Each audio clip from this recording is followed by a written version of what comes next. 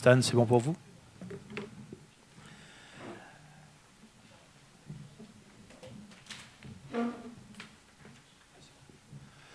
Mesdames, Messieurs, bonsoir. Bienvenue dans cette nouvelle salle du Conseil. Donc, vous l'aurez remarqué, il manque encore un peu de détails comme un écran, un rétroprojecteur, un écran et quelques stores sur les fenêtres, mais tout ça va être réglé la semaine prochaine. Je vais commencer par faire l'appel, donc moi-même je suis bien présent. Monsieur Maquet me donne pouvoir, Madame Darroux, Monsieur Blin, Madame Guénard, Monsieur Marie, Madame Dantin, Monsieur Gaïno, Madame Roux, Madame Héripré, Madame Daubonne, Monsieur Delohen, Madame Fauvet, Madame Rigobert est excusée, Monsieur Boucher, Monsieur Disma, Monsieur Daille a donné procuration à Monsieur Marie, Madame Ouzet, Monsieur Châtel, Monsieur Martel, Monsieur Courbet, Madame Villiers a donné pouvoir à Monsieur Blin, Madame Pasquier est excusée, Madame Marchand a donné pouvoir à Monsieur Grégoire Gaïno, Madame Porquet, Monsieur Arnold, Monsieur de Rogy, Madame Lebeau et Monsieur Deveau est excusé. Nous avons le quorum, du coup nous pouvons commencer ce conseil municipal. Procès verbal du conseil municipal du 6 février 2025. Avez-vous des remarques, des observations? Non, je vais soumettre au vote. Qui est contre? Qui s'abstient? Je vous en remercie. Désignation du secrétaire de séance.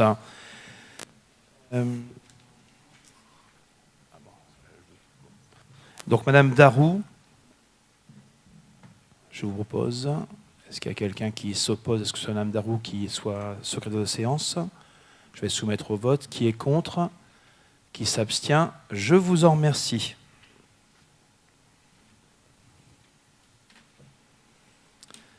En communication du maire, donc j'aurais peut-être même dû commencer par ça. Mes chers collègues, il y a pas si longtemps que ça, un de nos anciens collègues nous a quittés. Je veux parler de Francis Vallard. Il était fortement impliqué dans la vie associative de Longo, en particulier dans l'association des parents d'élèves CPE, dans la fête des fleurs et le bal d'enfants costumés. À la création de l'ESCL Tennis, il en devient le président, puis administrateur et surtout joueur. Il entre au conseil municipal au printemps 2001 sur la liste de Joël Brunet. Il intègre les commissions des appels d'offres, des finances, de la préservation du patrimoine et de la mémoire collective. Au décès de Jackie Minot, il devient adjoint au sport et aux relations internationales.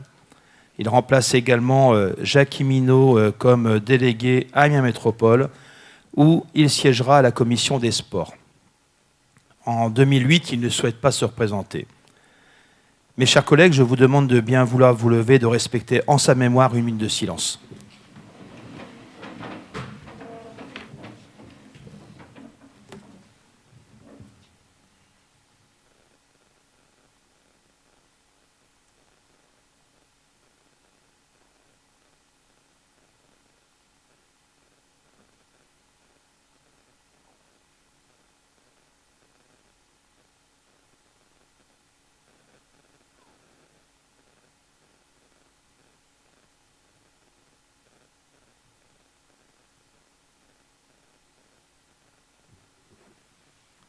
Je vous remercie.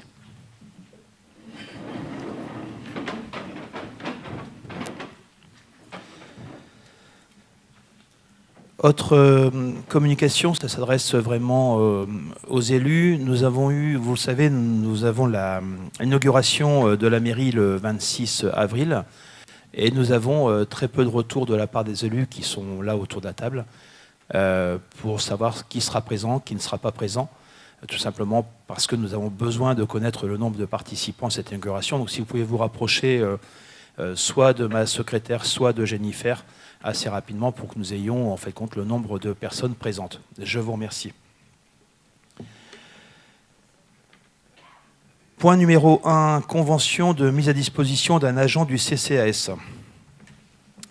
J'expose au conseil municipal que, vu le Code général de la fonction publique, vu le décret numéro 2008-580 du 18 juin 2008 relatif au régime de la mise à disposition applicable aux collectivités territoriales et aux établissements publics administratifs locaux, vu le projet de convention de mise à disposition du personnel entre la commune de Longeau et le Centre communal d'action sociale, vu l'avis favorable du comité social territorial en date du 6 mars 2025, considérant l'accord de l'agent, afin d'assurer les fonctions de coordination du CCS durant le temps d'absence de la directrice, il est proposé de mettre à disposition du CCS un agent communal à compter du 1er avril 2025 pour une durée d'1 an, soit jusqu'au 31 mars 2026, maximum 3 ans renouvelables, pour assurer les fonctions de directeur par intérim. Détail dans le projet de convention qui a été annexé. Le temps de travail est de 0,70 équivalent temps plein, soit 24h50 hebdomadaires. Par ailleurs, en application de l'article L512-6 du Code général de la fonction publique et de l'article 2 du décret numéro 2008-580 précité, la mise à disposition donne lieu à remboursement. Il peut être dérogé à cette règle lorsque la mise à disposition intervient entre une collectivité territoriale et un établissement public administratif dont elle est membre, ou qui lui est rattaché auprès du Conseil supérieur de la fonction publique territoriale, auprès d'une organisation internationale intergouvernementale, auprès d'un organe de l'Union européenne ou auprès de l'État étranger. Dans ce cas, il revient à l'Assemblée délibérante de décider de l'exonération partielle ou totale, temporaire ou définitive, du remboursement de la rémunération et des charges sociales afférentes. En application de cette disposition, je vous propose d'autoriser M. Maquet à représenter la commune et à signer les documents afférents à ce dossier et d'appliquer une exonération totale de remboursement conformément au texte précité. Est-ce que vous avez des remarques concernant ces 2 points? Si vous n'en avez pas, je vais passer au vote. Qui est contre? Qui s'abstient? Je vous en remercie.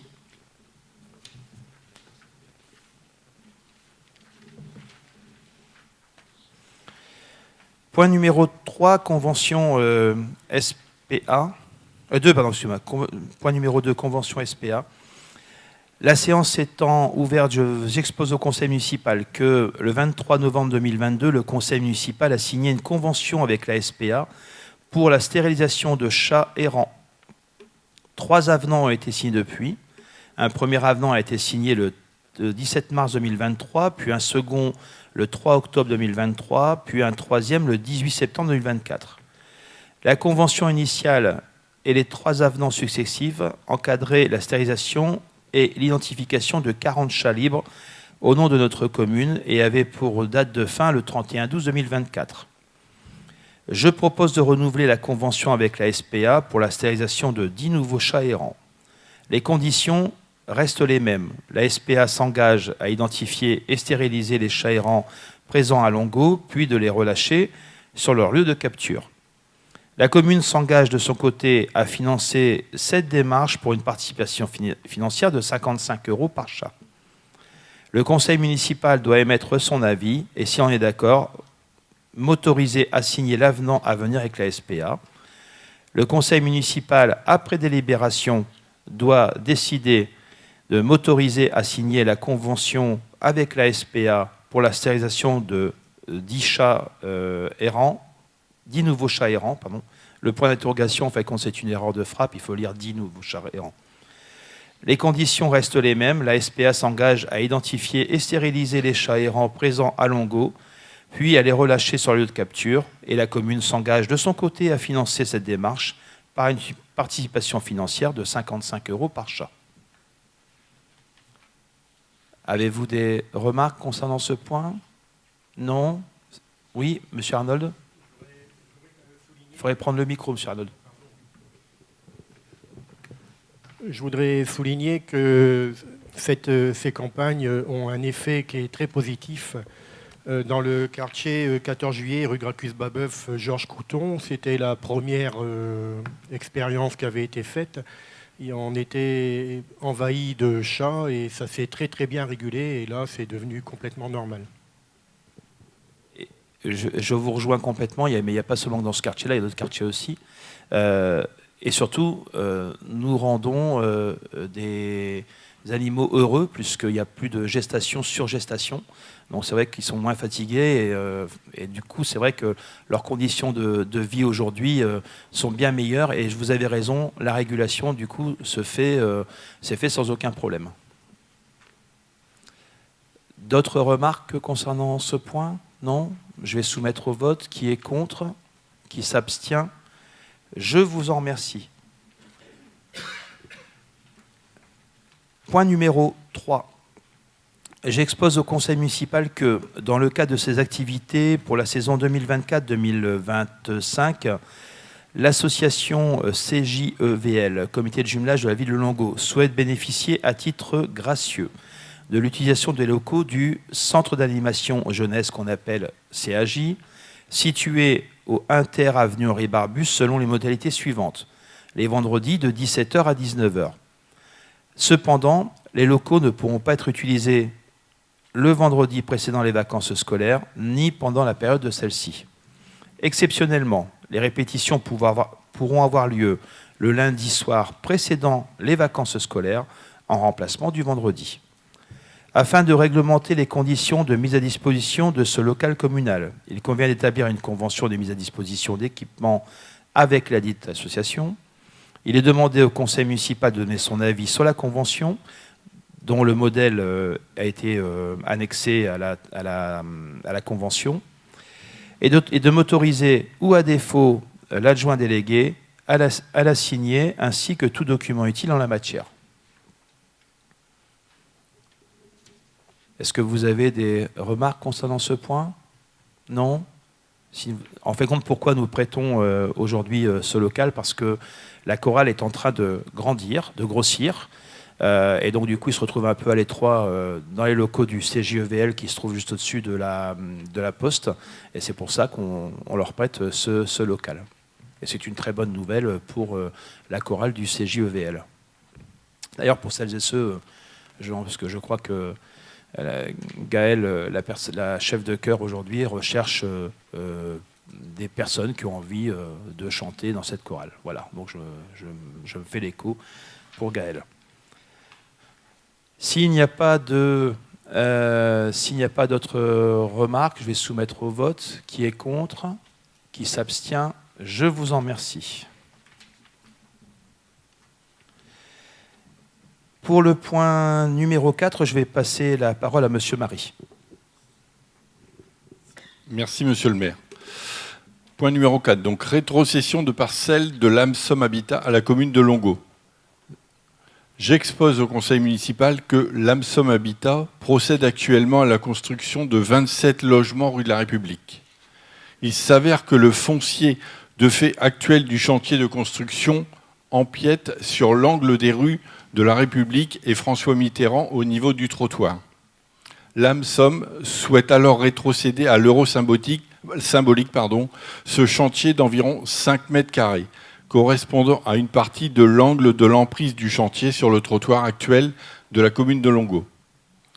Le conseil municipal est invité à se prononcer et à émettre son accord sur cette rétrocession de 5 mètres carrés dans le domaine public communal et autoriser monsieur le maire à intervenir à tout document nécessaire à cette procédure de rétrocession. Des remarques concernant ce point? J'en vois pas. Je vais soumettre au vote. Qui est contre? Qui s'abstient? Je vous en remercie. Point numéro 5, cession d'un bien immobilier, 6 au numéro 113 avenue Victor Hugo. J'expose au conseil municipal que, vu la proposition d'achat reçue en mairie le 17 mars 2025, vu l'avis du domaine en date du 23 octobre 2023, valable 18 mois, considérant que la commune de Longo est propriétaire d'un immeuble 6 au 113 rue Victor Hugo, cadastré AK 230 et 673 pour une surface totale de 908 m² et souhaite le vendre.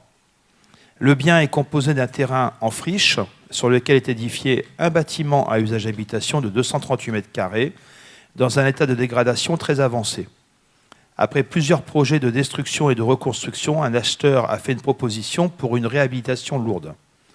Le conseil municipal est invité à se prononcer sur le principe de vente de ce bien pour le prix de 190 000 € d'une part et m'autoriser, à défaut l'adjoint délégué, à intervenir à tout document nécessaire à la réalisation effective de cette transaction.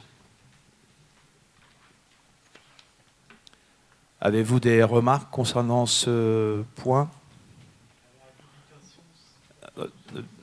Alors, il faudrait prendre un micro. Concernant le bâtiment, vous dites une réhabilitation, voilà. Et donc, c'est un bâtiment qui va être rasé ou qui va être démoli en partie et reconstruit par la suite? Réhabilitation lourde. Le bâtiment est gardé dans son entièreté, sauf la façade. Ils vont casser la façade parce que c'est composé de bois et de béton.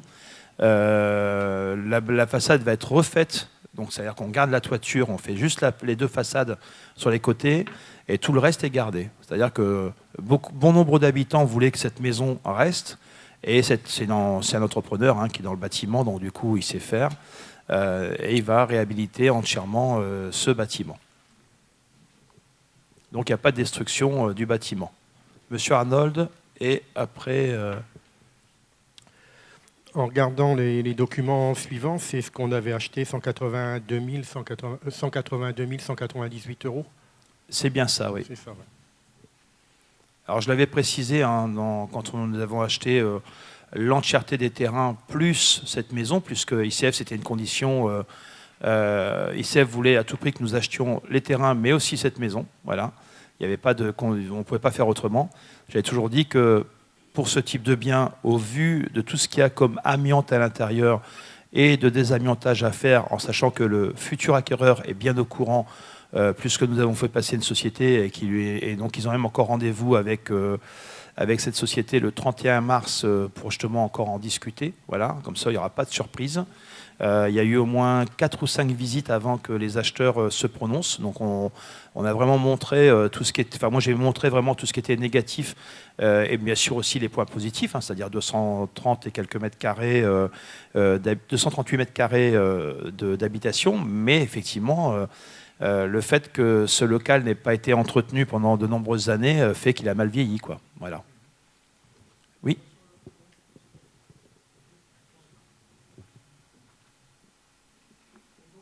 Le dossier qui est avec, sur la page 12, de 230 mètres carrés, passera à 340 mètres carrés, c'est ça? Pour un coût de 782 000 €. Sur la page 12, en bas.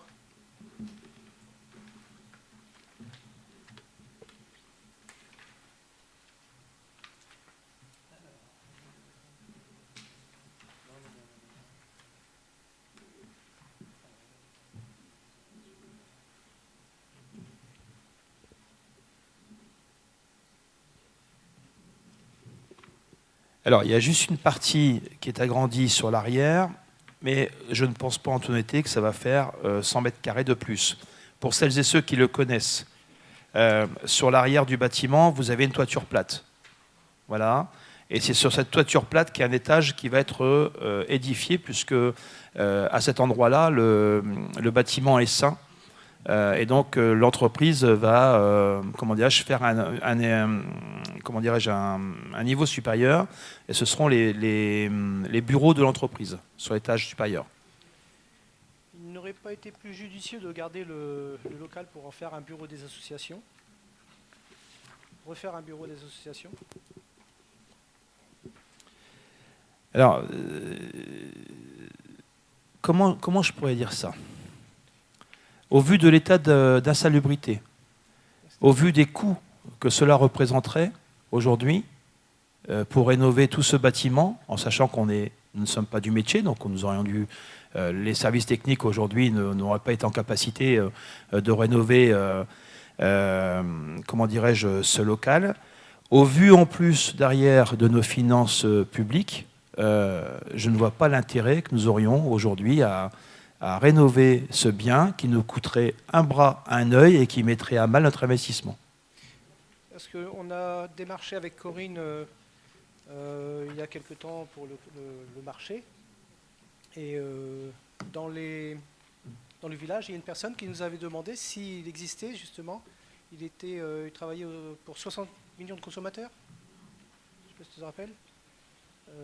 Et il nous demandait justement s'il y avait des locaux pour les associations temporaires, quoi. S'il avait, par exemple, s'il pouvait avoir un local pour 2 jours par semaine ou une soirée par semaine pour recevoir les gens de Longo. On peut tout créer sur une commune, il n'y a pas de problème de ce côté-là. Moi, je suis prêt à tout entendre. Encore faut-il pouvoir le financer. Il y a un point un peu plus tard qui s'appelle le débat d'orientation budgétaire. Et si vous l'avez un peu, comment dirais-je, regardé, analysé, vous verrez qu'aujourd'hui, nos finances, on n'est qu'en loin d'être sortis d'affaires. On commence tout doucement à mieux respirer. Il ne faut pas non plus que nous allions n'importe où, n'importe comment. Ce bien, effectivement, si nous le vendons, ce n'est pas seulement qu'une vente sèche. Ce bien va nous ramener des impôts fonciers chaque année. Et peut-être, il faudra regarder, puisqu'il y a un local commercial, est-ce que je me retourne vers mon directeur général de service et puis le service finance, comme il y a un espace, comment dirais-je, commercial, est-ce que dessus il y aura une surtaxe ou pas? Non, ou pas? Oui. Non, c'est complet. Enfin bon, toujours est-il. Cette maison aujourd'hui nous coûte de l'argent, puisque chaque année nous payons aussi les taxes foncières comme n'importe quel comment dirais-je, propriétaire. Hein. Alors donc c'est de la taxe foncière sur un bien inoccupé. Là, ça va être un bien qui va nous rapporter de l'argent. Voilà. Quand nous aurons un peu plus d'aisance financière, peut-être que oui, effectivement, nous aurons la possibilité de créer une maison des associations, mais pour l'instant, ce n'est pas possible, ce n'est pas envisageable. Je vous remercie. Monsieur Arnold? Personnellement, je trouve que c'est quand même une bonne affaire, puisque à l'origine, il y avait eu une demande de permis de construire pour construire un immeuble de 12 mètres de haut de mémoire. Et on sait que quand on a ce genre d'immeuble dans des zones pavillonnaires, on a très très vite des problèmes de stationnement. Donc pour moi, cette opération-là est une bonne affaire. Et fort heureusement que tous autour de la table, nous avons voté un nouveau plan local d'urbanisme qui impose 2 places de stationnement couvertes, une place de stationnement couverte et 2 places non couvertes, ce qui a fait que ça refroidit pas mal d'investisseurs. Pour commencer. Deuxièmement, le fait que nous soyons propriétaires, du coup, nous décidons aussi de qui nous voulons sur la commune. Et voilà. Et donc, moi, je trouve que ce bien, beaucoup étaient attachés à cette maison des associations qui était à l'époque un jardin d'enfants. Hein. Je parle pour celles et ceux qui ont connu Longo avant que je n'arrive sur Longo. Ils ne voulaient surtout pas que cette maison soit rasée. Et donc la maison, elle ne sera pas rasée, bien au contraire. Elle va être mise en valeur, elle va être... et je fais confiance à cet entrepreneur qui aujourd'hui, par exemple, c'est lui qui construit la plupart des maisons sur Longo dû aux ventes de terrain. Voilà. D'autres remarques concernant ce point? J'en vois pas. Je vais passer au vote. Qui est contre? Qui s'abstient? Je vous en remercie.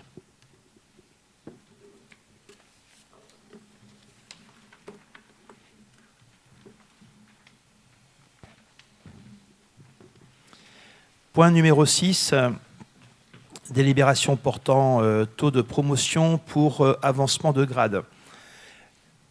J'expose que le centre de gestion de la Somme a communiqué les agents pouvant bénéficier d'un avancement de grade en 2025. Considérant qu'il appartient à un conseil municipal de fixer les taux de promotion pour avancement de grade, vu les lignes directrices de gestion de la ville de Longo, vu l'avis favorable du comité social territorial en date du 6 mars 2025, je propose de fixer les taux suivants. Donc les cadres d'emploi ou grades animateurs, donc 100%, Adjoint administratif principal seconde classe, 100%. Adjoint d'animation principale première classe, 100%. Adjoint d'animation principale seconde classe, 100%. Adjoint principal première classe, adjoint technique principal première classe, 100%. Technicien principal seconde classe, 0%. Et adjoint technique principal seconde classe, 0%. Le taux global est de 75%.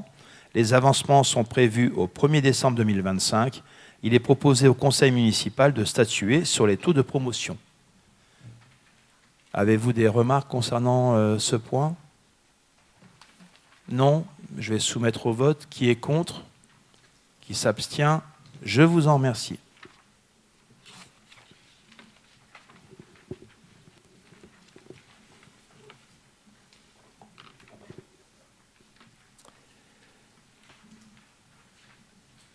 Point numéro 7, délibération portant création de postes.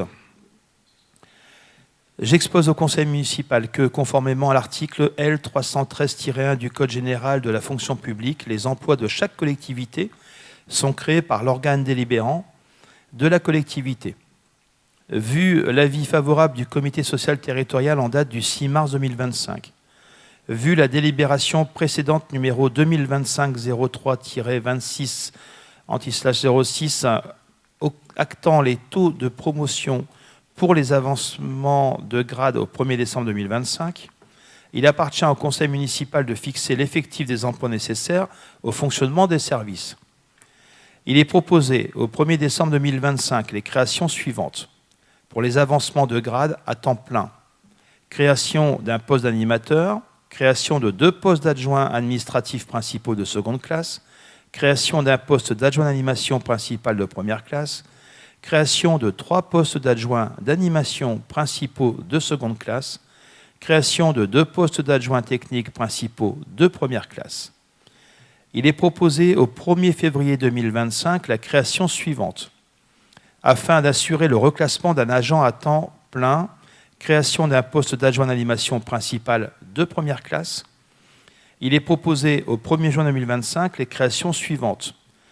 Pour un recrutement suite à une mutation d'un agent à temps plein, création d'un poste d'adjoint technique et création d'un poste d'adjoint technique principal de seconde classe.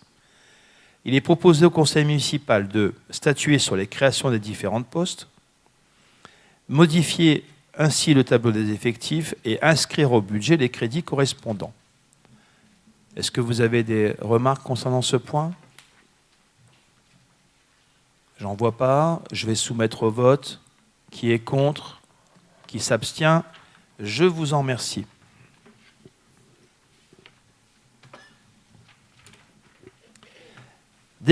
Point numéro 8. Délibération portant suppression de postes. La séance étant ouverte, j'expose au conseil municipal que, conformément à l'article L313-1 du Code général de la fonction publique, les emplois de chaque collectivité sont créés par l'organe délibérant de la collectivité. Au regard des dernières opérations de recrutement, il est nécessaire d'actualiser les tableaux des effectifs. Vu l'avis favorable du CST, donc Comité social territorial, en date du 6 mars 2025, il est proposé les suppressions de postes suivantes.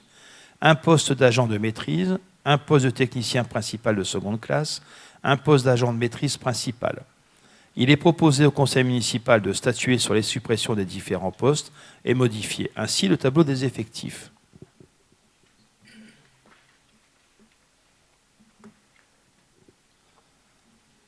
Avez-vous des remarques? Non? Je vais soumettre au vote. Qui est contre? Qui s'abstient? Je vous en remercie. Et je vais passer la parole à Madame Guénard.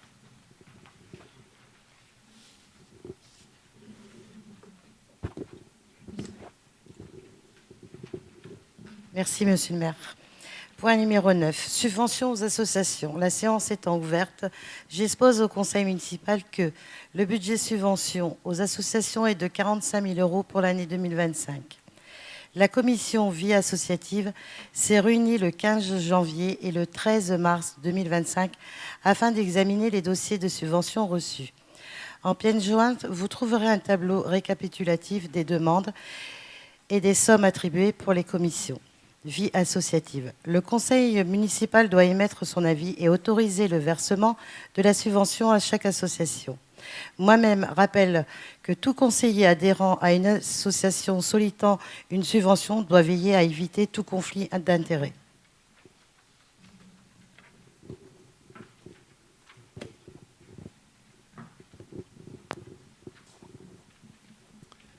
Avez-vous des remarques concernant ce point? Non. J'en vois pas. Je vais soumettre au vote. Ah pardon, vous avez, Monsieur Arnold. On fait un vote global? Oui. Et si on est adhérent dans une association, ça ne gêne pas?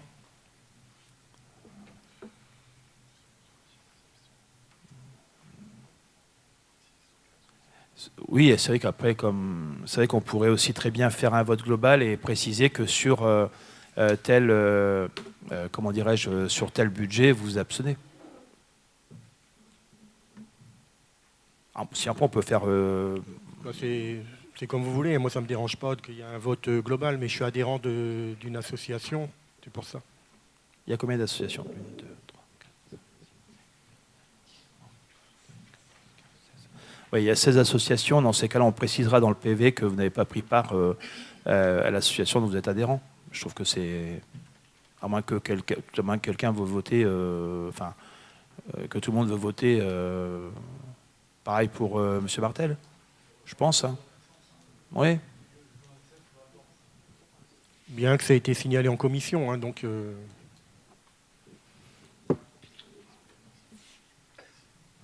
Pour préciser, le fait d'être adhérent n'est pas, ça n'oblige pas à ne pas voter. Il faut simplement éviter tout conflit d'intérêt. À savoir, si vous avez une position de dirigeant dans une association où vous avez participé à la demande, forcément, là, il y a un conflit d'intérêt. Si vous êtes simple adhérent, ça ne pose pas de problème à voter.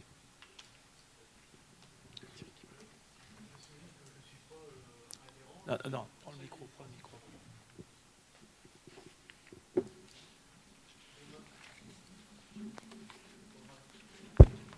Pour ma part, je ne suis pas adhérent, je suis au conseil d'administration de la danse. Donc, de ce point-là, moi, je m'abstiens pour la danse. Donc, M. De Rogy pour la gym, M. Arnold pour... moi, je suis que simple adhérent, donc, donc c'est je bon. peux voter. Oui. Et donc, M. Martel pour la danse. Hein, okay. Bon, dans ce cas, on précisera dans la délibération. Donc, je vais soumettre au vote qui est contre, qui s'abstient. Je vous en remercie.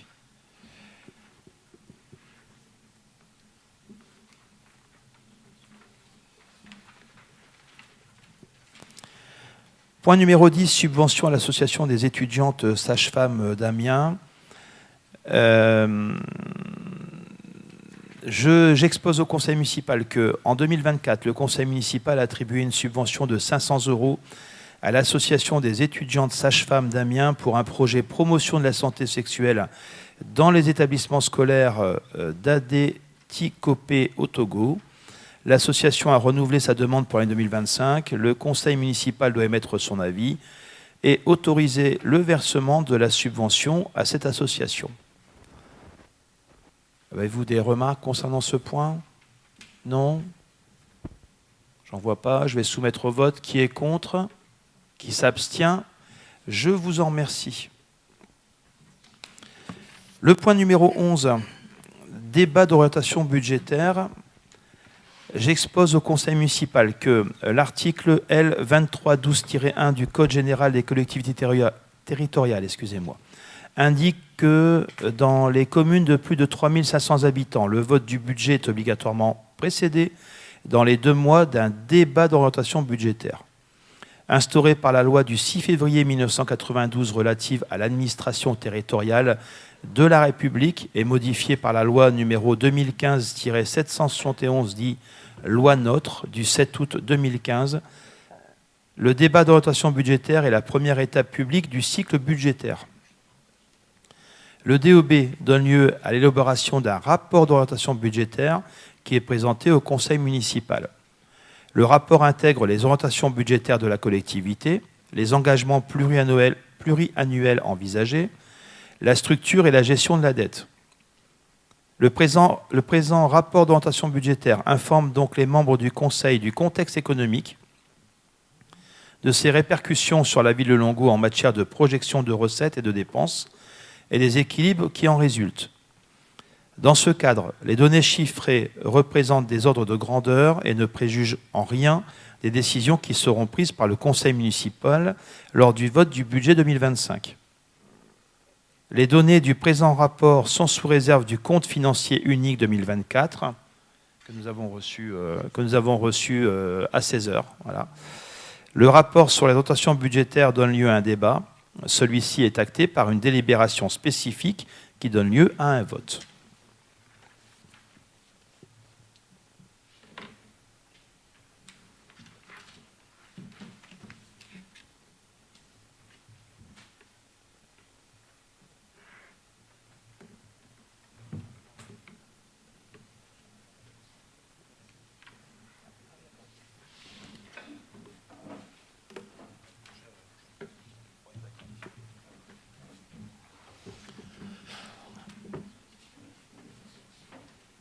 Alors avant de commencer ce rapport d'orientation budgétaire, je voudrais remercier Monsieur Traverse et puis Madame Bruno qui sont là, parce que c'est grâce à eux si ces rapports sont très très bien détaillés, et je les remercie.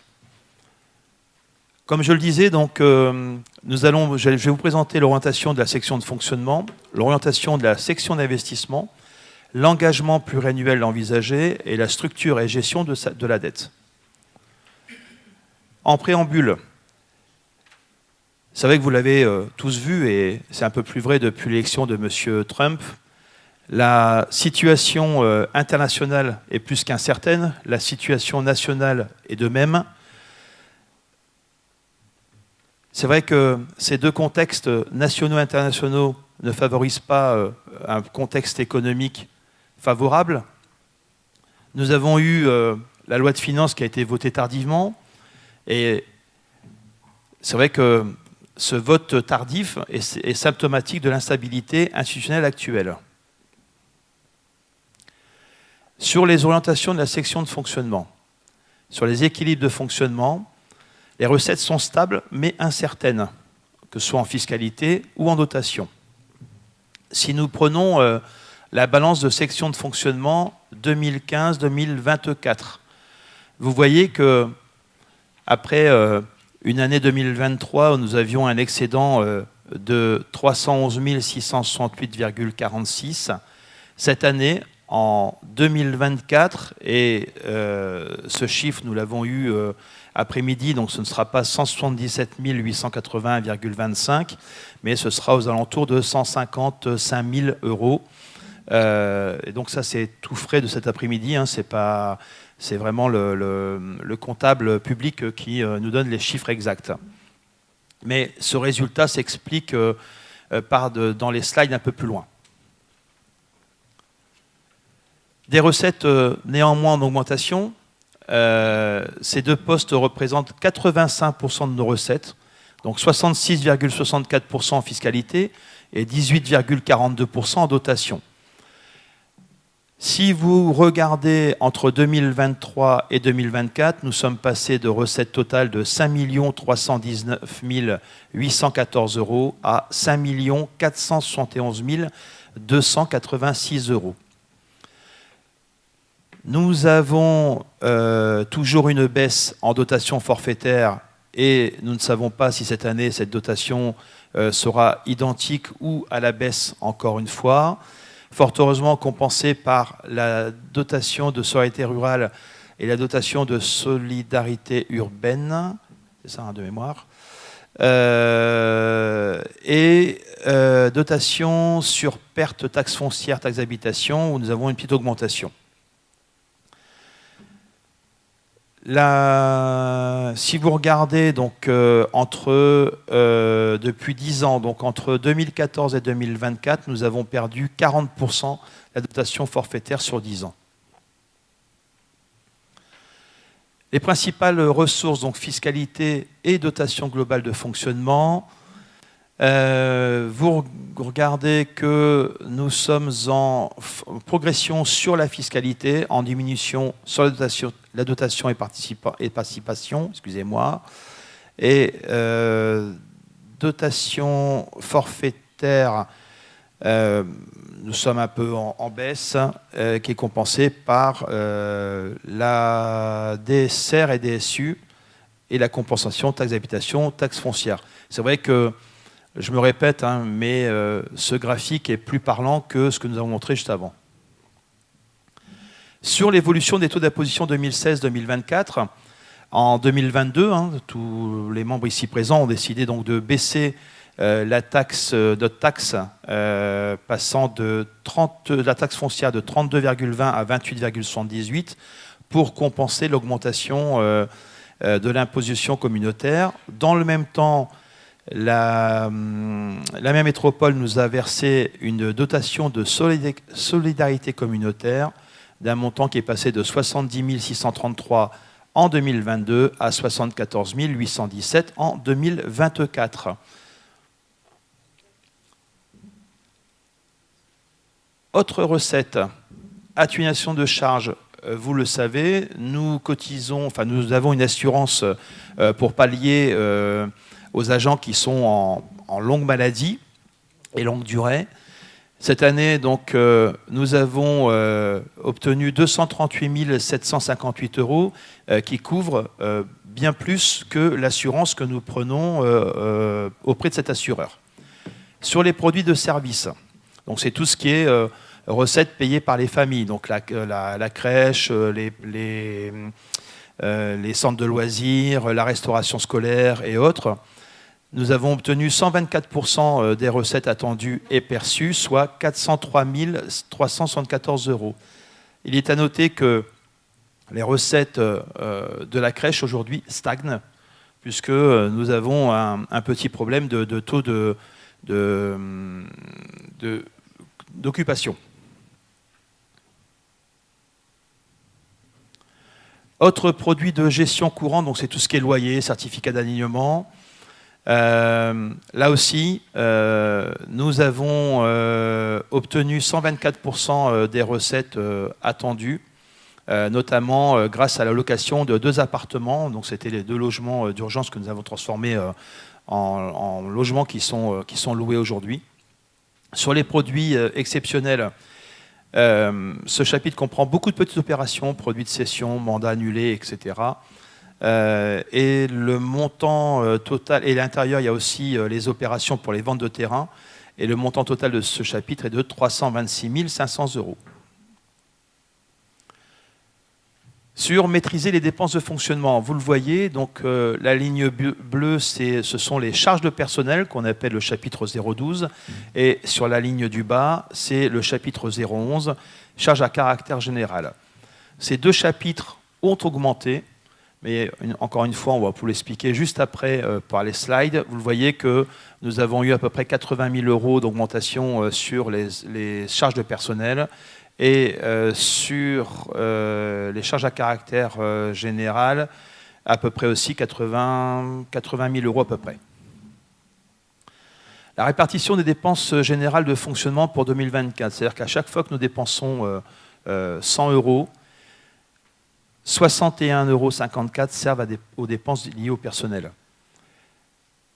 16,60 € servent aux charges à caractère général. 12,90 €, c'est les opérations d'ordre de transfert entre sections. Et autres charges de gestion courante, 7,01 €. Voilà. Néanmoins, pour 100 €, nous avons encore 61,54 € de charges de personnel malgré tous nos efforts. Si nous regardons néanmoins, je vous ai dit tout à l'heure que les charges de personnel ont augmenté. Mais ce graphique est vraiment parlant. En 2019, nous avions, alors je vais me rapprocher, nous avions 767 € par habitant de charges de personnel, quand sur une même ville, avec la même strate, la ville avait 536 €. Aujourd'hui, vous le voyez, je ne vais pas vous faire ça chaque année, hein. Aujourd'hui, alors que les villes de même strate ont augmenté leurs dépenses de charges de personnel, pour arriver à 604 €. Nous avons diminué pour arriver à 677. Alors, nous n'avons pas les chiffres 2024, puisqu'il y a toujours une année de décalage entre ce qu'on vous présente et les chiffres et l'année en cours. La ville est passée d'un écart de 43% à 12% en 4 ans. C'est-à-dire l'effort que nous avons fait tout en augmentant les employés de la ville. Et ça, c'est important de le dire. C'est-à-dire que ça n'a pas été au détriment des employés. Nous avons juste réorganisé, là on pouvait réorganiser, mais en mieux rémunérant les employés. Le personnel, ça ne veut pas dire qu'aujourd'hui nous avons 145 agents au 31 décembre. Non, non, c'est juste que dans l'année, en fonction des contrats, nous avons eu besoin de 145 agents qui sont peut-être intervenus seulement que quelques heures, quelques jours, quelques semaines. Et donc tous ces agents-là, tous ces contrats représentent 145 agents. Vous le voyez, donc, la répartition entre titulaires et contractuels. Donc, titulaire, c'est tout ce qui est en bleu et contractuel en rouge. L'animation demande énormément de contractuels et des contractuels qui viennent et qui partent, puisque certains ont trouvé d'autres travails ailleurs, donc du coup, ils nous quittent et donc il faut à chaque fois réembaucher, surtout dans l'animation. En crèche, c'est pareil.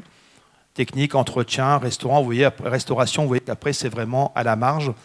Mais c'est vraiment l'animation où là, nous avons besoin de beaucoup de contractuels. Si maintenant nous regardons au 31 décembre 2024, 104 agents, 83 titulaires et 21 contractuels. Donc ça veut dire qu'au 31 décembre, nous avons vraiment 104 agents sur la commune. Et si vous regardez, en animation, il y a autant de titulaires que de contractuels. Après, pour le reste, c'est beaucoup de contractuels, beaucoup de titulaires et très peu de contractuels.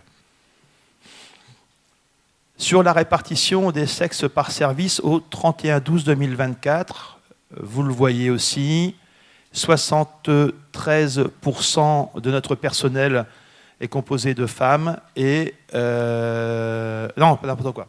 Sur 104 agents, 73 agents sont des femmes et 31 agents sont des hommes. Répartition des sexes par service au 31/12/2024. Vous le voyez, l'administratif, c'est beaucoup de femmes et très peu d'hommes. La police, c'est l'inverse. En technique, ça va changer puisque nous allons recruter une femme au 1er juin. À l'entretien, ce ne sont que des femmes. En école aussi. Donc je vous laisse regarder aussi le graphique qui parle de lui-même.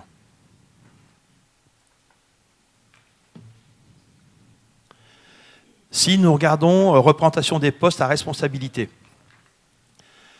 sur le DGS est un homme, les directeurs de pôle sur 5 directrices ou directeurs de pôle, 3 sont des femmes et 2 des hommes, et sur les responsables de service, 7 sont des femmes et 3 sont des hommes. Évolution de la masse salariale. Je vous le disais tout à l'heure, plus 82 000 € par rapport à l'année 2023, qui s'explique tout simplement parce que nous avions un agent qui était au CIVU du relais petite enfance, qui était sur ce CIVU, et donc nous avons décidé de le réintégrer sur la commune de Longo parce qu'à l'époque, il fallait qu'on transfère le coût de son salaire de la comptabilité de la commune vers ce CIVU du RPE. Donc du coup, elle a été intégrée en juillet 2024, ce qui explique une partie de ces 82 000 €. Nous avons procédé à de nombreux remplacements des agents en arrêt de travail, mais qui correspond derrière par une recette en 0,13 que je vous dis tout à l'heure. Et très bonne nouvelle, surtout pour les agents, c'est le complément indemnitaire annuel qui a été versé cette année à 100% pour la première fois. Voilà. Donc c'est-à-dire que les agents gagnent plus qu'avant. Les charges à caractère général. Donc là, pareil aussi, un peu plus de 80 000 € cette année, mais qui vont s'expliquer juste après. Tout d'abord, l'énergie. C'était la dernière année de notre contrat et c'était l'année la plus terrible puisque nous avons une augmentation de plus de 40 000 €. Cette année, nous devrions bien baisser sur ce chapitre, enfin, sur cet article-là.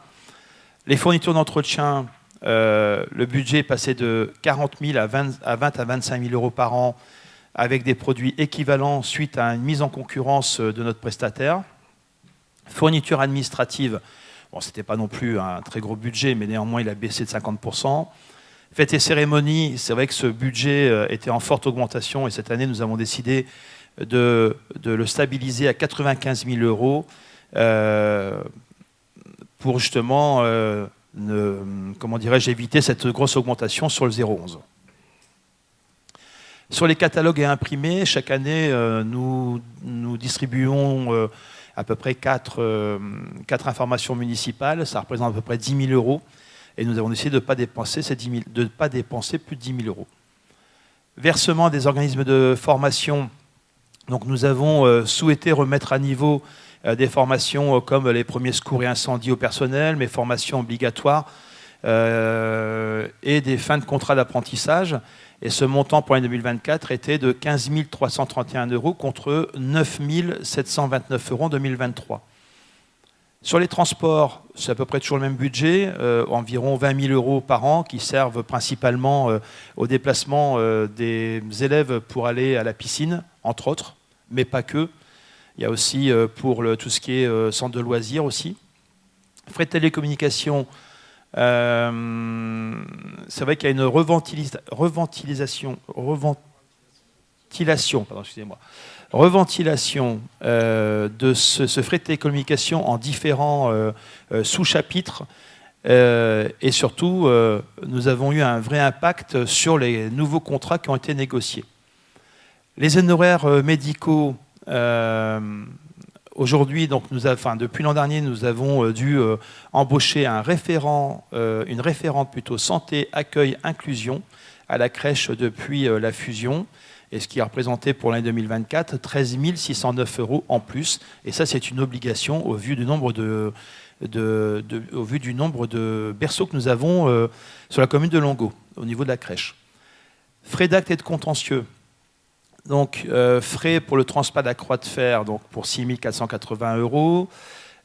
Honoraires d'avocat pour le dossier Sénéos, mais pas que. Les frais donc nous avons aussi les frais d'huissier pour évacuation des logements d'urgence, procédure d'expulsion, protection fonctionnelle pour moi-même et les frais d'études pour un montant de 20 353 en 2024.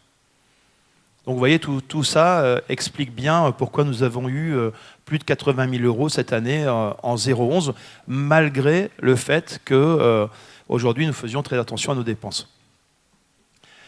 Sur c'est les prestations de services.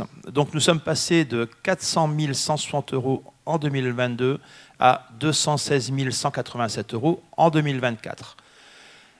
Alors cette évolution s'explique par un grand travail d'appurement, c'est ce que je disais juste avant, le non-renouvellement de prestations externes et le transfert en régie directe. Donc cet article c'est clôturé avec 13 891 euros par rapport au prévisionnel.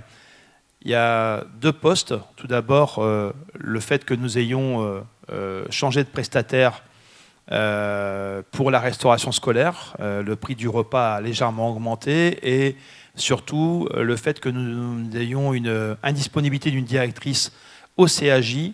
Et donc, du coup, nous sommes passés par les PEP 80 et ça a un coût. En 2025, il se trouva également augmenté, toujours du fait du CAJ. Sur l'article 6135, prévisionnel de 80 000 euros, réalisé 111 132 euros. Pareil, donc là, ces corps aussi s'expliquent par une nouvelle ventilation avec les frais de télécommunication. Et aussi, nous allons avoir en 2025, ce sera la première année impactée par le changement de prestataire de photocopieur, nous allons gagner 60%, soit plus de 180 000 euros sur la durée du marché. Sur l'article 61 351, donc matériel roulant, c'est la première année que nous payons la balayeuse à taux plein. Sur le chapitre 65, autres charges de gestion courante, donc à l'intérieur, nous avons les indemnités des élus et la subvention aux associations. Donc, ah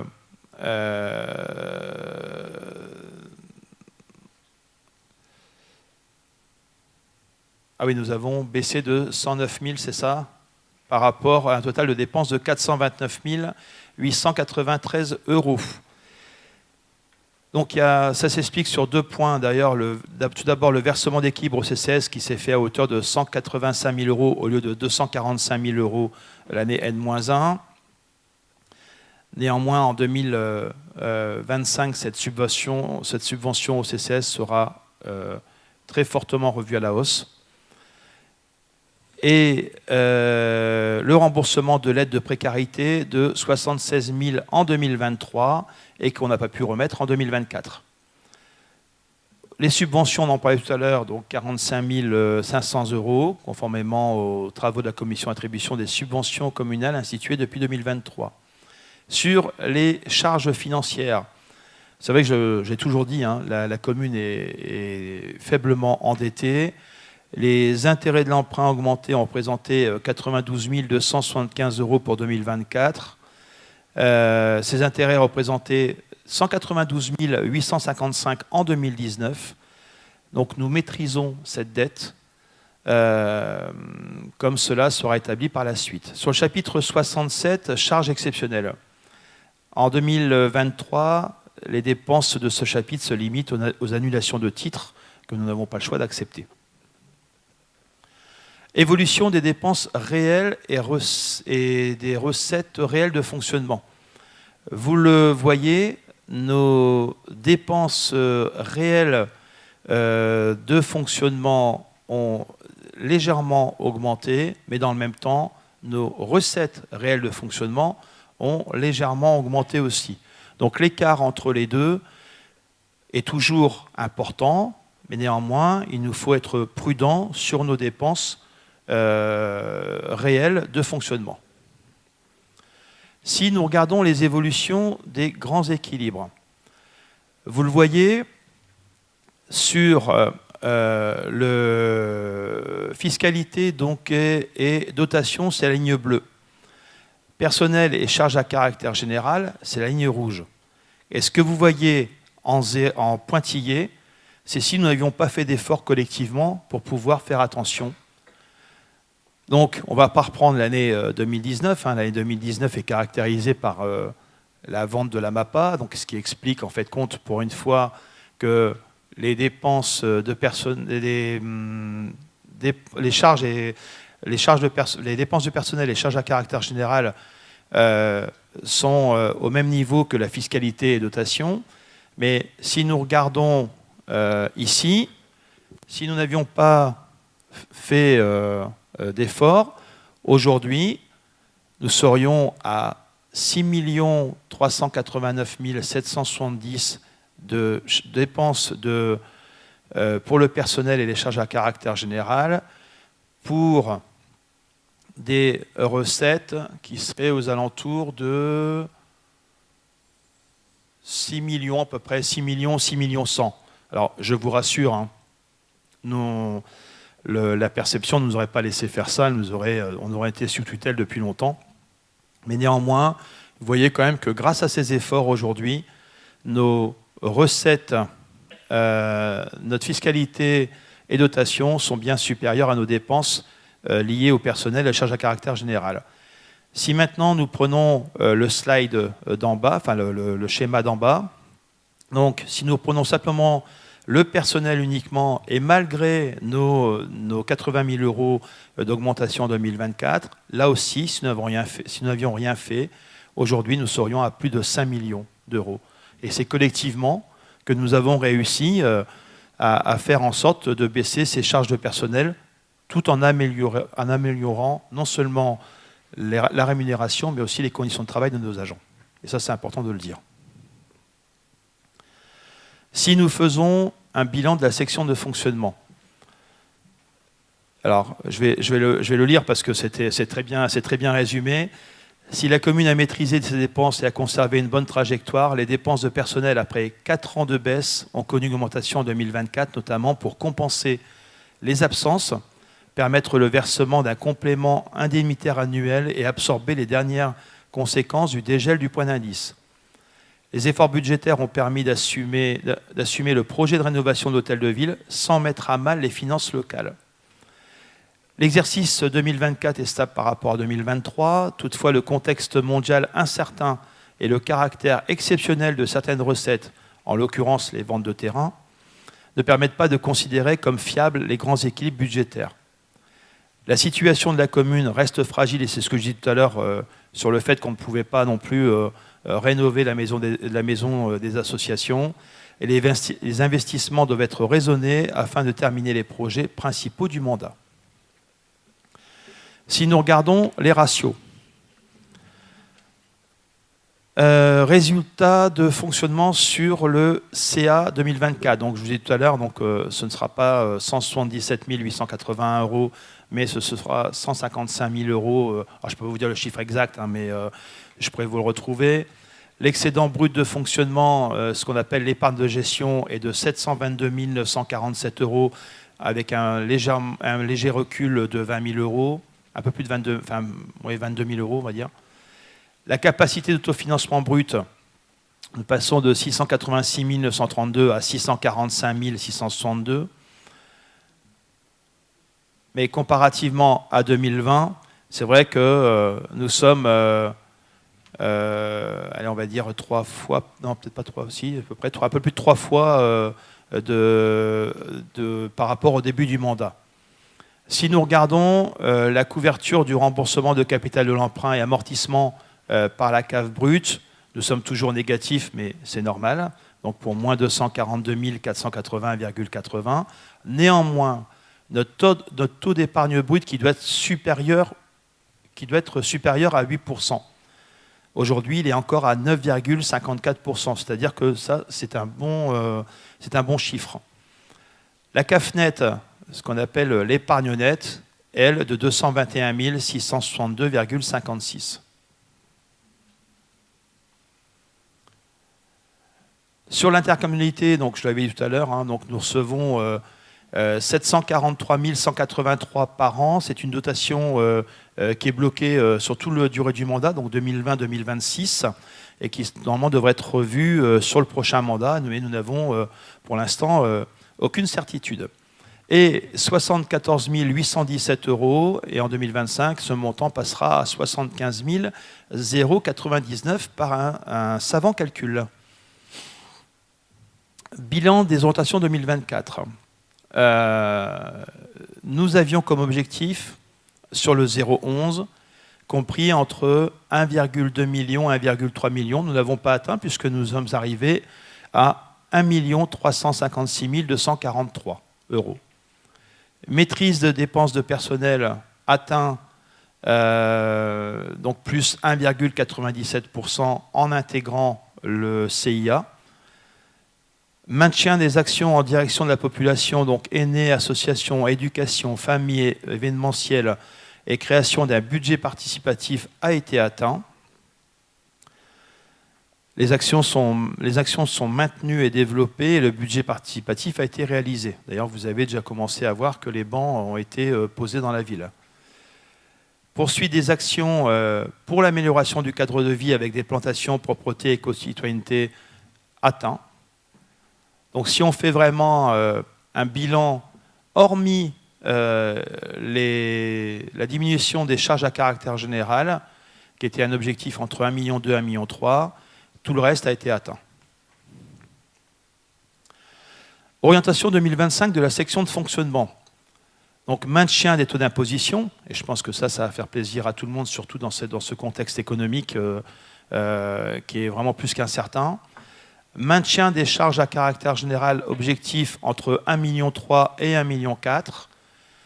Augmentation maîtrisée des dépenses de personnel, notamment pour le service technique. Maintien des actions en direction de la population, donc aînés, associations, éducation, famille, événementiel. Je pense que ça, il n'y aura pas de problème. Et poursuite des actions pour l'amélioration du cadre de vie, donc avec la plantation, propreté, éco-citoyenneté. Orientation de la section d'investissement. Donc, année 2024, vous aurez les réalisés et les restes à réaliser. Et on va vous présenter l'année 2025. Sur l'année 2024, donc voilà ce qui a été réalisé. Nous avons pris vraiment que les... Je crois qu'on a... Non, je crois que tout est là, je crois de mémoire.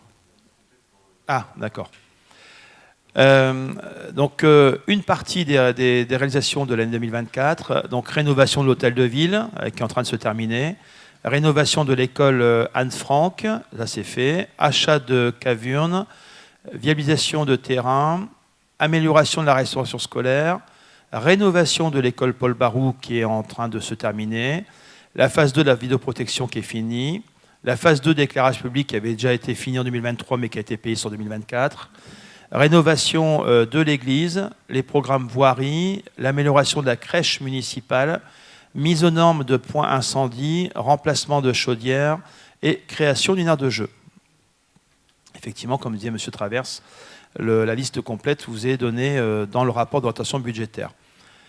Les restes à réaliser sur 2025, donc en recettes, 1 414 849 € et en dépenses, 167 269 €. Sur l'année 2025, principaux projets.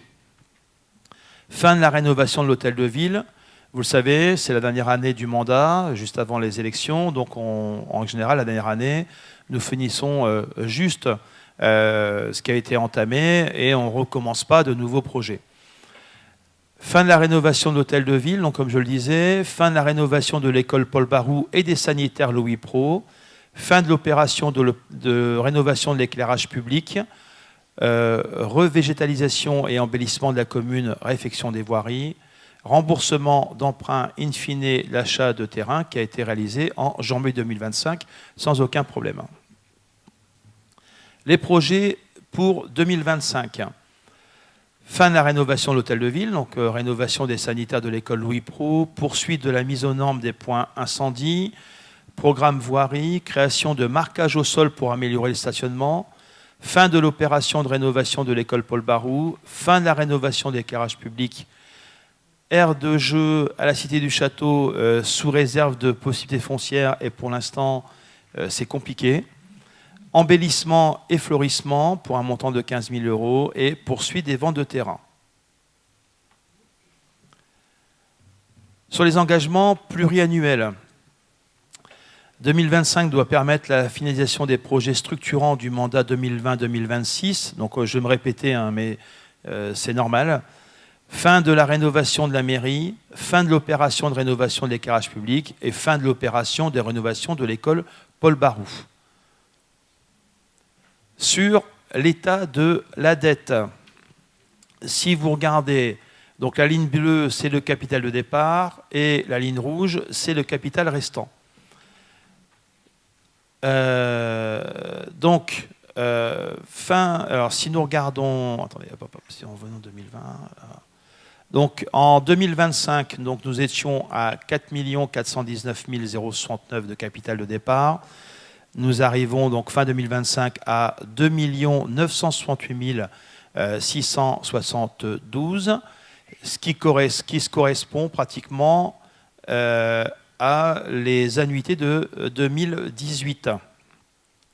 Et fin 2026, si vous regardez, les annuités, le capital de départ, donc 2 968 000, et le capital restant sera de 2 685 377, soit inférieur à celui de fin 2019.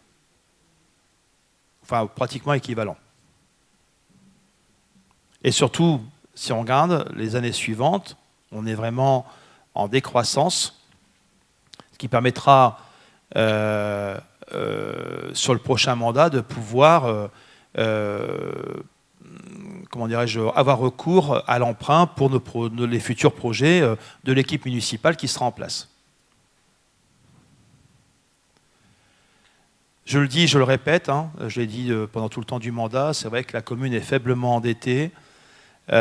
Si nous avons été regarder un peu selon les estimations de la DGFiP en 2023, Une commune équivalente à Longo est endettée à une dette de 767 € par habitant, alors que Longo a une dette de 570 € par habitant. En 2024, la commune a remboursé 424 000 € de capital d'emprunt au réel et 92 275 € d'intérêt. Au compte administratif 2024, la capacité de désendettement de la commune est de 6,68%. En janvier 2025, la commune a remboursé son emprunt d'1 million d'euros souscrit pour les acquisitions de terrain en 2021-2022. Et en 2026, je l'ai dit tout à l'heure, la commune aura une dette équivalente à son état de 2019. La commune bénéficie d'une ligne de trésorerie auprès de la Banque postale d'un montant de 300 000 €. Évolution des ratios de la commune. Dépenses réelles de fonctionnement par habitant. Donc la moyenne des communes de la même strate pour les mêmes, les communes dépensent 1 163 € alors que nous dépensons 1 119 €. Sur les dépenses de personnel, c'est là où nous sommes encore un peu au-dessus. Les communes, je l'ai vu tout à l'heure, donc on dépense 604 € pendant que nous dépensons 677 €, mais c'est en baisse depuis 2019. Produit des impositions directes par habitant, là où les autres communes touchent 574 € par habitant, nous n'avons que 553 € de produits d'imposition. Recettes réelles de fonctionnement par habitant, là où les communes des mêmes strates touchent 1 307 €, nous n'obtenons seulement que 1 172 €. Sur les dépenses d'équipement brut par habitant, là aussi c'est pareil, nous sommes en deçà. Donc 398 € pour les communes de même strate contre 175 € pour notre commune. En cours de la dette par habitant, je l'ai dit tout à l'heure, donc 767 contre 570 € pour la commune de Longo. Et dotation globale de fonctionnement, là aussi nous sommes inférieurs par rapport à la moyenne des communes de même strate. Et je vous remercie de votre attention.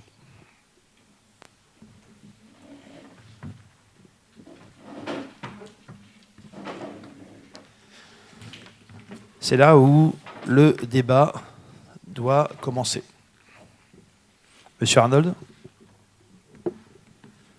Bon, premièrement, nous vous remercions du document qui est complet, explicite. Par contre, j'ai quelques petites interrogations. Vous avez répondu peut-être à certaines pendant votre exposé. En page 10, dans les recettes, on a 109,18% de recettes attendues. Donc, si j'ai bien compris, ça serait grâce à la vente des terrains? Ici, oui, c'est ça, oui.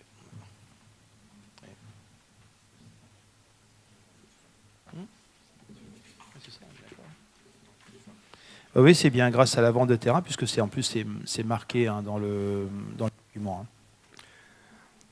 Alors, j'ai une interrogation aussi, page 11, dotation de la perte foncière et d'habitation.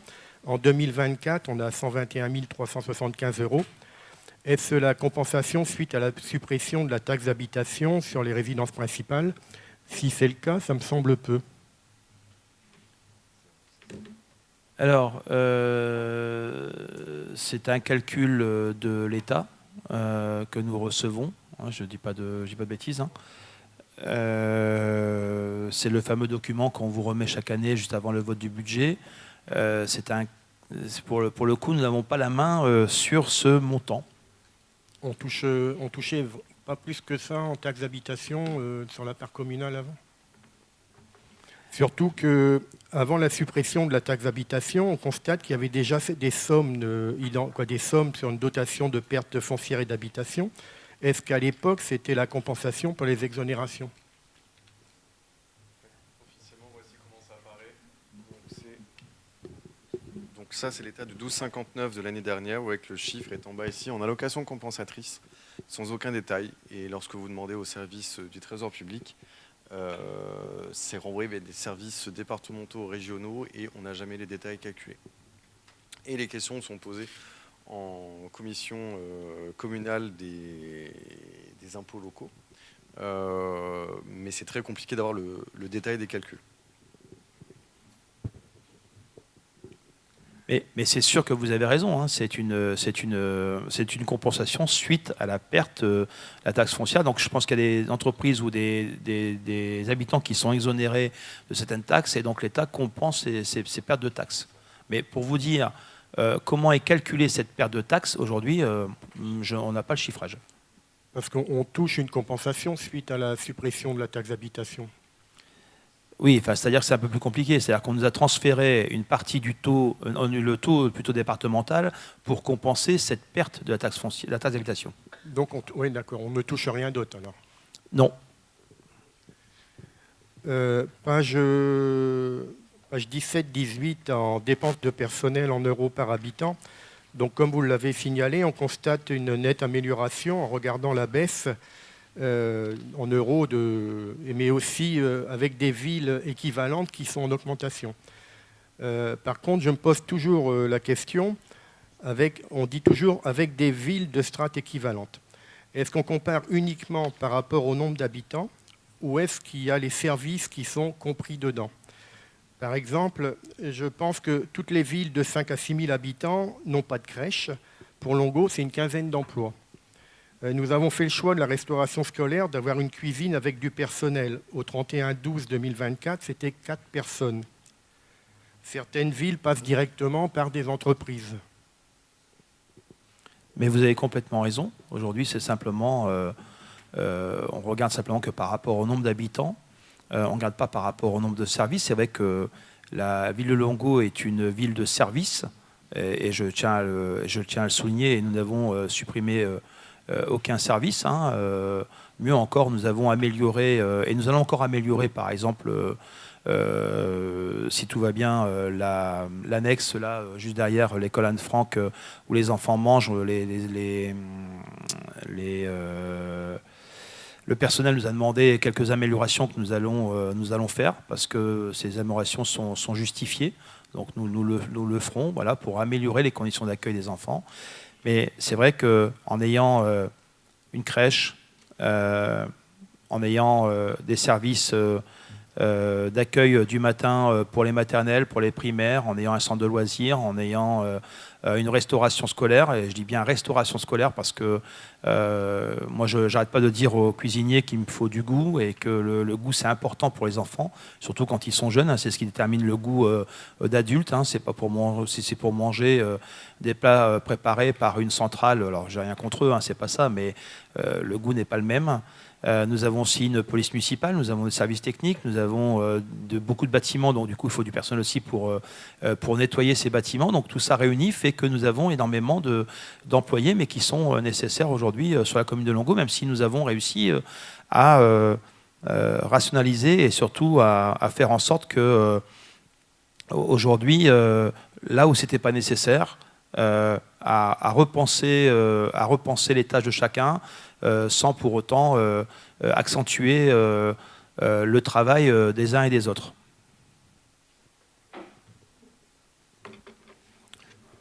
Donc les résultats, si vraiment on n'avait pas eu la crèche, on aurait été dans l'équivalence, quoi.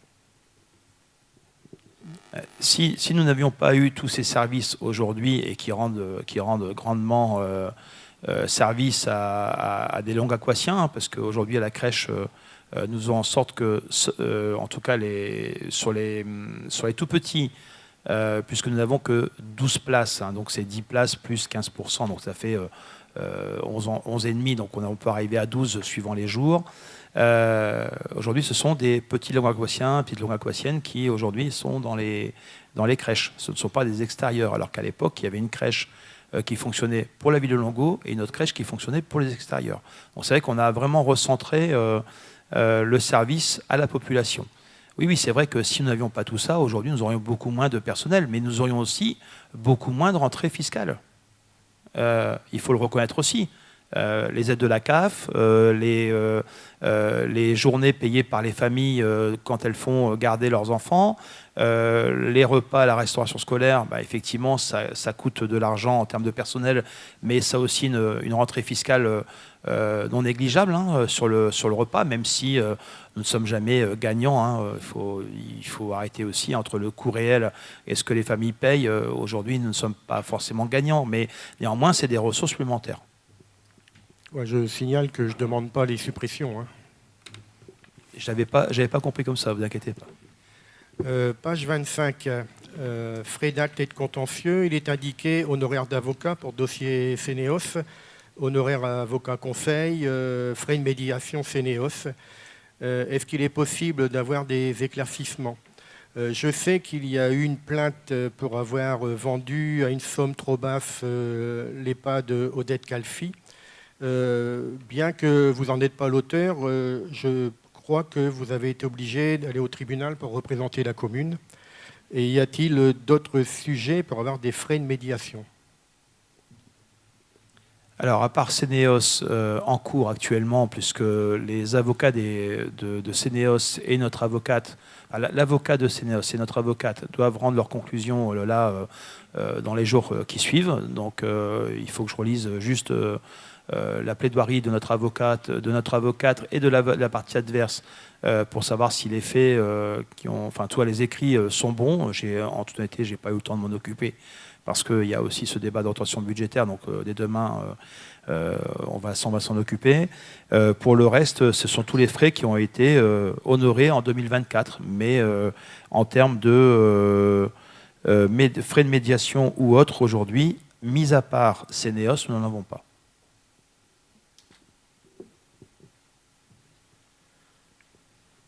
Et pour finir, page 34, alors c'est merci pour le document Opération Vente des terrains.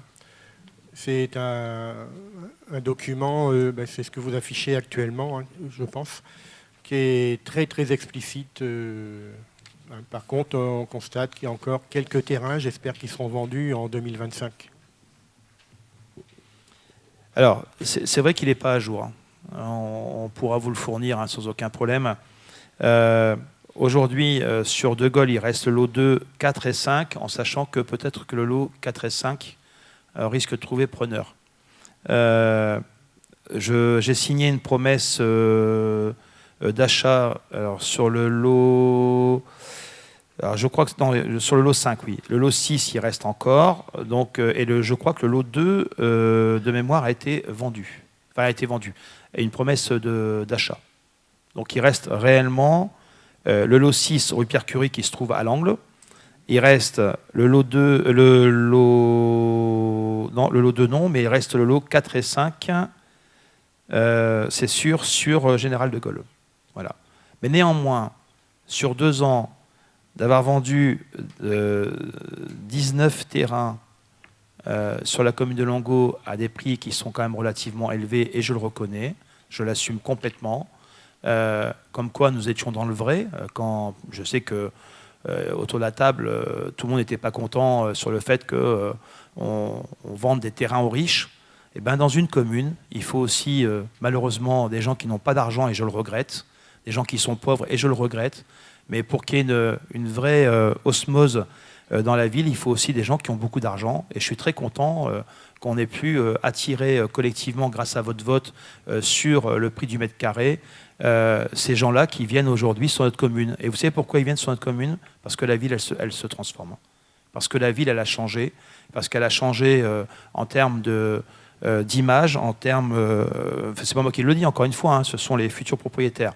Alors, je ne sais pas si c'est vraiment... si c'est vrai ou pas, j'en sais strictement rien, mais en tout cas, moi, je le crois. Je pense que collectivement, et je dis bien collectivement, nous avons réussi à faire du très bon travail. Et c'est ça qui fait qu'aujourd'hui, la ville devient attractive. Voilà. Et il n'y a pas que la ville de Longeau, mais tout ce que nous avons aussi comme infrastructure, je pense, et comme service aussi, puisque tout à l'heure on parlait de service. Mais quand on a la chance d'avoir 6 médecins sur la commune de Longeau, quand on a la chance d'avoir 4 cabinets infirmières, 2 kinés, 2 ostéopathes, enfin, je pourrais continuer comme ça longtemps. Et ce n'est pas nous qui l'avons créé, puisque c'était déjà là avant. Là, je suis en train de travailler, par exemple, pour que il y a quelques médecins qui vont, deux médecins qui, en tout cas une qui part et un autre médecin qui risque de partir. Ben là, je suis en train de travailler pour que deux médecins qui veulent reprendre la patientèle du médecin qui s'en va puissent s'installer correctement sur la commune de Longo. Vous voyez, l'arrivée de la dentiste. Encore une fois, c'est vrai que j'avais demandé à tout le monde si quelqu'un connaissait un ou une dentiste qui voulait venir. Là, tout compte fait, le docteur en question va arriver au mois de septembre. Ben, je suis très content que ce service supplémentaire arrive sur la commune. Voilà.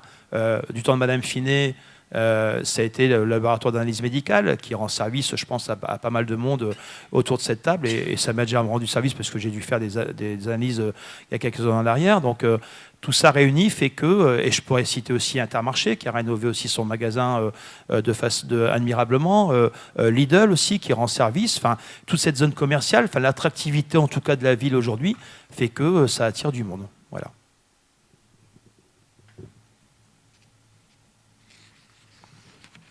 J'ai terminé, je vous remercie. Monsieur de Rogy. Oui, je voulais simplement savoir si, enfin, on n'a peut-être pas la visibilité pour l'instant, si la baisse du fonds vert en crédit de paiement en 2025 risquait d'avoir un impact sur le financement de la mairie. Alors non, parce que les lignes de crédit ont été budgétées et donc ont été actées, et donc par conséquent, ça fait partie de l'ancien budget fonds vert. Le nouveau budget fonds vert, effectivement, vous l'avez vu, hein, il a fondu, mais en même temps, on nous demande de rénover tous nos bâtiments communaux qui sont énergivores. Donc c'est vraiment paradoxal, c'est-à-dire d'un côté on nous dit il faut que vous fassiez des efforts et dans le même temps on nous dit mais avec beaucoup moins de moyens. Donc c'est compliqué et pas seulement que pour nous. Hein. Je prends un exemple concret, l'éclairage public. Grâce au fonds vert, bon nombre de communes ont pu changer leur éclairage public. Grâce à cette baisse drastique de ce fonds vert, bon nombre de communes vont devoir reporter leur investissement. Rien que sur ça, rien que sur cet éclairage public. Alors qu'aujourd'hui, c'est quand même un poste où on peut faire facilement des économies, tout en gardant la lumière ouverte. Voilà, certaines communes ont décidé de complètement se mettre dans le noir, c'est leur choix, hein, c'est pas le choix que nous avons fait, mais néanmoins, il y a aussi possibilité de réguler l'intensité de la lumière en fonction des heures, sans pour autant mettre tout Longo, comment dirais-je, sans éclairage public.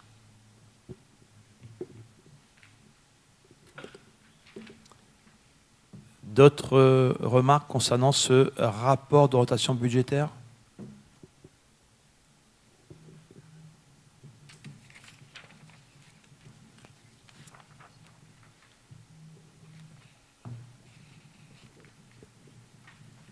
Monsieur le maire, juste une question. La première partie du débat, c'est toutes les communes qui ont la même chose en l'état politique actuel ou ça a été fait par la commune? Ça a été fait par la commune, c'est ce que j'ai expliqué en début de... Voilà, c'est grâce à M. Traverse qui est à ma droite et Mme Bruno qui est un peu plus loin que ce rapport a vraiment été fait par la commune pour la commune. Voilà. Donc, félicitations pour ceux qui ont fait ça. Et c'est pour ça que j'ai bien précisé en début de propos, parce que le travail là, il est quand même très très très conséquent à tous les niveaux. Et effectivement, je remercie. J'ai déjà remercié quand j'étais dans mon bureau, mais c'est vrai qu'on peut encore les remercier vivement. D'autres remarques concernant ce rapport de rotation budgétaire ?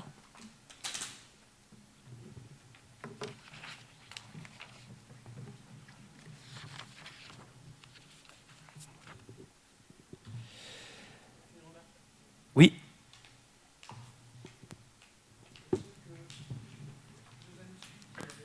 Par le négatif.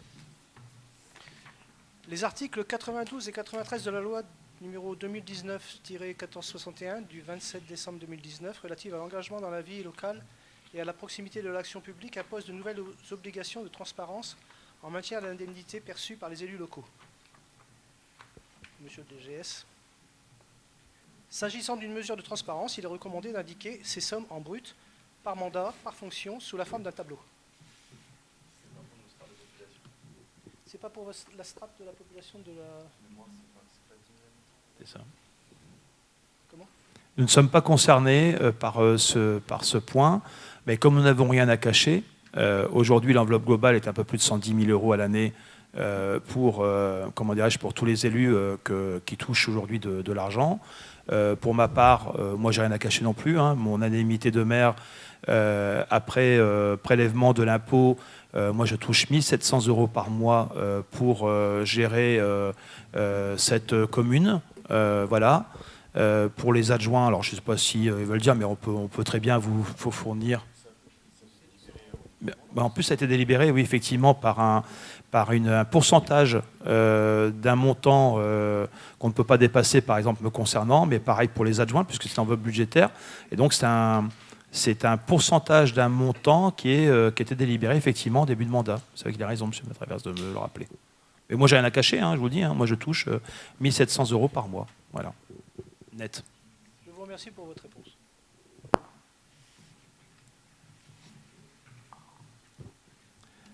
D'autres remarques concernant ce rapport de rotation budgétaire?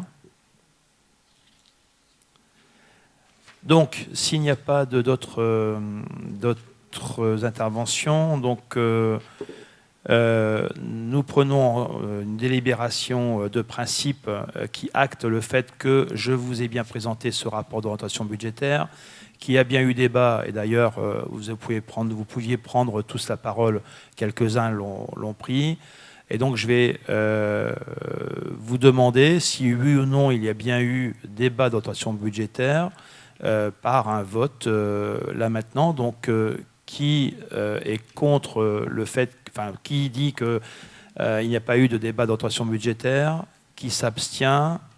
Donc je vous remercie pour ce débat d'orientation budgétaire 2025. Je n'ai pas reçu de questions diverses. Il est 20h... Oh, pardon, oui. Poser une question sur un groupe concernant la chasse à l'œuf. Est-ce qu'il y aura lieu cette année? Alors la chasse à l'œuf aura bien lieu, toujours en partenariat avec les Arts de la Fête, le dimanche de Pâques. Tout ça, l'affiche est en pleine préparation et vous aurez un peu plus d'informations sur les réseaux sociaux, puisque ça y est, pas mal de monde nous l'ont demandé déjà un peu partout, mais cette chasse à l'œuf aura bien lieu comme l'an dernier, dans les mêmes conditions, avec les mêmes tranches d'âge, avec un parc sécurisé pour les tout petits comme l'an dernier, et toujours donc à l'ancienne crèche Les Kangourous, et donc on va profiter de tout le parc, le parcours sportif, pour pouvoir cacher ses œufs pour que les enfants puissent trouver, et en contrepartie recevoir une friandise plus ou moins importante. Voilà. Merci. Donc, pour répondre à la question de M. Boucher, donc c'est bien plus de 20 000 habitants, l'obligation de déclaration. Voilà. Donc, comme je le disais, je n'ai pas reçu de questions diverses. Il est 20h33. Je vous remercie. Bonne soirée à toutes et à tous.